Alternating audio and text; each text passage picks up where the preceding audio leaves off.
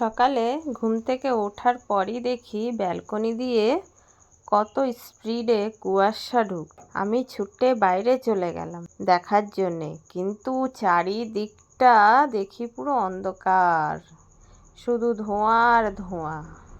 তারপরে মনে হলো, ও এটা তো ধোঁয়া নয়, এটা তো কুয়াশা। চারিদিক পুরো কুয়াশায়, পুরো ধোঁয়া ধোঁয়া, পুরো অন্ধকার। দূরে কোথাও কিছু দেখা যাচ্ছে না। যদি একটা মানুষ দাঁড়িয়ে থাকে, তাকে দেখাই যাবে না যে দূরে কোনো মানুষ দাঁড়িয়ে আছে, এত পরিমাণে কুয়াশা পড়েছে।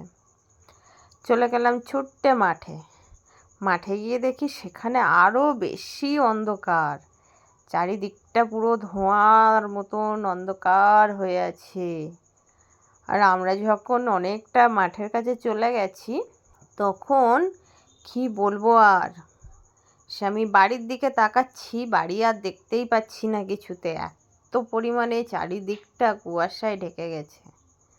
আসলে এখন তার সেইভাবে সকালবেলায়, শীতের সময় সকালবেলায় ওঠা হয় না, সেজন্য জানিও না যে কুয়াশাটা কখন পড়ে।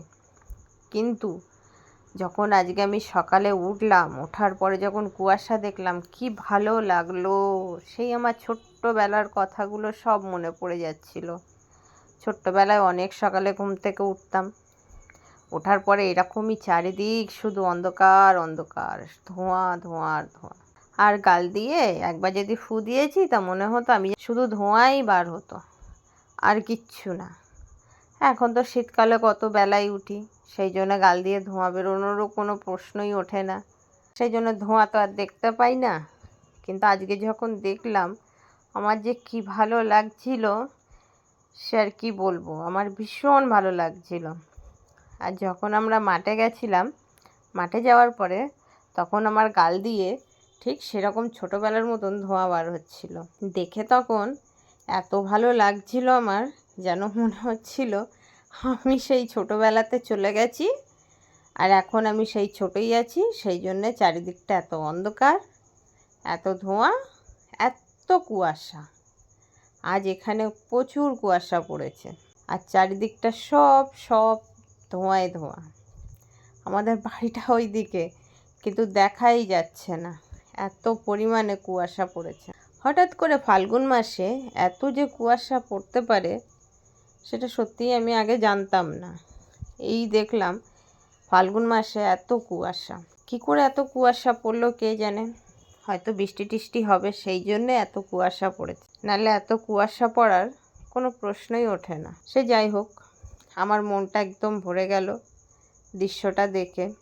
সেই জন্য ভাবলাম তোমাদেরকেও দেখায় যে চারিদিকটা কত পরিমাণে ধোঁয়া আছে, চারিদিকটা পুরো অন্ধকার। আমাকে এইখানটা আমি দাঁড়িয়ে আছি, কিন্তু আমাকে স্পষ্টভাবে দেখাই যাচ্ছে না যে আমি ওখানটায় দাঁড়িয়ে আছি। আমি পুরো ঢেকে ঢুকে একদম দাঁড়িয়ে আছি। আর আমাদের বাড়ি সেই, কিন্তু বাড়ি পুরো ঘোলা, পুরো ধোঁয়া, সব দিকে ধোঁয়া, চারিদিকে শুধু ধোঁয়াই উঠছে। মাকড়সার জালগুলো পর্যন্ত পুরো একদম মানে ছোট ছোট ছোট ছোট জলের দানা বেঁধে একদম পুরো ভর্তি হয়ে আছে। এত পরিমাণে কুয়াশা পড়েছে, হয়তো অসময়ে কুয়াশা পড়েছে, সেই জন্যই হয়তো এত বেশি কুয়াশা, নাহলে এত কুয়াশা কেনই বা হবে। আর এই কুয়াশাটা অনেকক্ষণ হয়তো থাকবে, কম করে নাহলে 10টা। আমি বাগানের দিকে ছিলাম, আর আমার মেয়ে মনে হয় ঘুম থেকে উঠেই আমাকে দেখতে না পেয়ে খুঁজতে খুঁজতে বাগানের দিকেই চলে এসছে। কারণ এতটাই ধোঁয়া যে ও ঠিকঠাক কিছু দেখতে পাচ্ছে না যে কে কোথায় আছে।